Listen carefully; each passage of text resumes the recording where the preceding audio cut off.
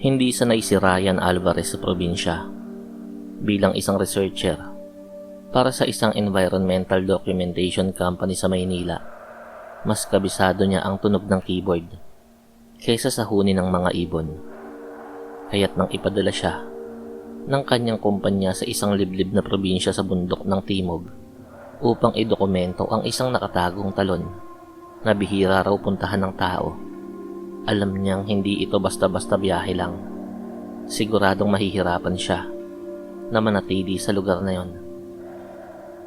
Simple lang naman to, sabi ng kanyang boss sa Zoom meeting.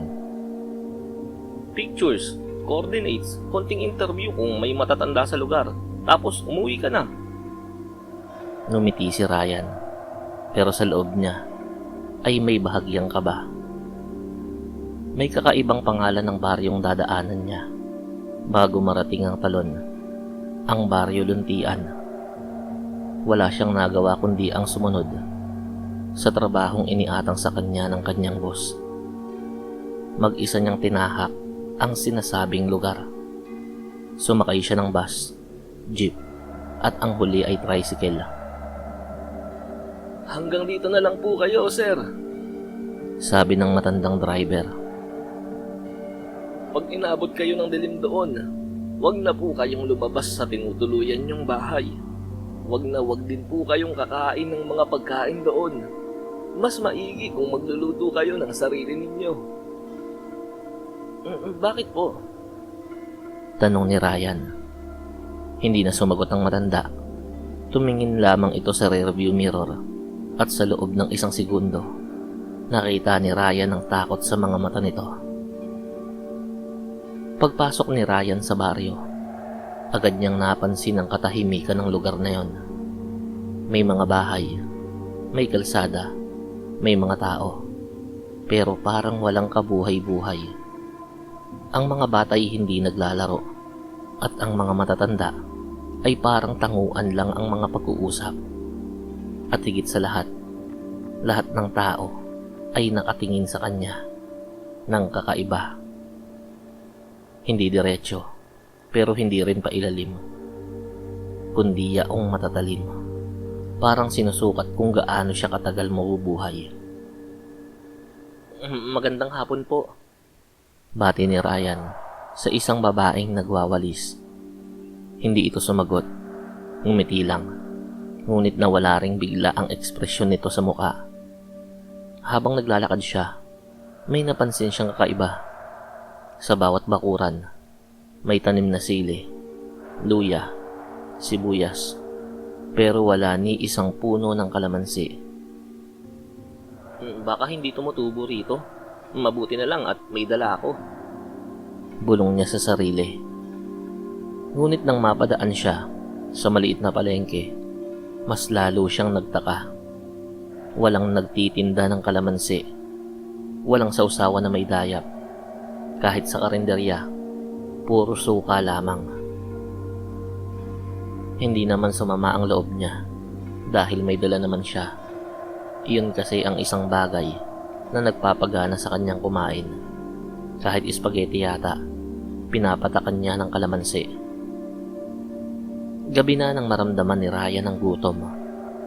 May isang maliit na kainan sa gilid ng baryo. Ilaw na gasera lamang ang gamit. May karatulang kahoy na may nakasulat, "Kainan ni Inang." Umupo siya sa isang sulok. Anong order niyo? Tanong ng matandang babae sa likod ng mesa. Kaldereta at menudo po, sagot naman niya. Tumango ang matanda. Wala nang ibang tanong. Walang reaksyon sa mukha nito. Habang naghihintay, inilabas ni Ryan ang maliit na lalagyan ng kalamansi mula sa bag niya. Palagi niya itong dala. Mahilig siya sa sausawan. Hindi rin siya kumakain ng ulam nang walang asim na nalalasahan. Pagdating ng pagkain, agad niyang pinatakan ng kalamansi ang kaldereta. At doon nagsimula ang kakaibang karanasan niya. Sa unang patak pa lamang ng kalamansi, bumula ang ulam. Parang nilagyan ng asido. Uminit ang plato. Umalingasaw ang amoy ng bulok na karne. Ano to? Sigaw ni Ryan. Sa harap ng kanyang mga mata, ang laman ng kaldereta ay biglang kumislot. Lumabas ang mga uod, puti at matataba. Ang karne ay nag-iba ng hugis, naging ilong, naging mata, at naging piraso ng pisngi ng tao. Napaatras siya, natumba ang upuan. Putang ina!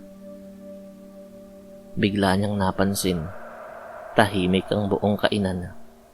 Lahat ng tao ay nakatingin na sa kanya. Unti-unting nagbago ang kanilang mga mukha. Humaba ang mga ngipin, parang mga pangil ng aso. Nagsilabasan ang mga kuko ng mga yun at parang bumigat ang hangin. Bakit? Bakit may dala kang kalamansi? Sabay-sabay nilang tanong na para bang ibinabaon siya sa kanyang kinatatayuan. Tumakbo si Ryan. Hindi na niya kinuha ang bag niya, pati ang camera at cellphone.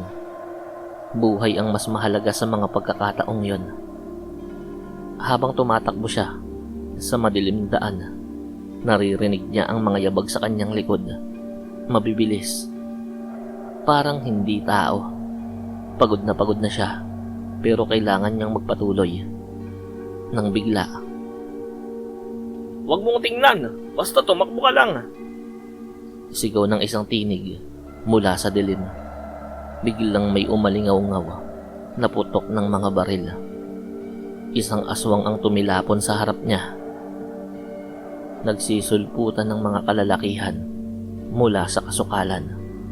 May dala ang mga yon na matataas na dekalibre ng baril at mga itak.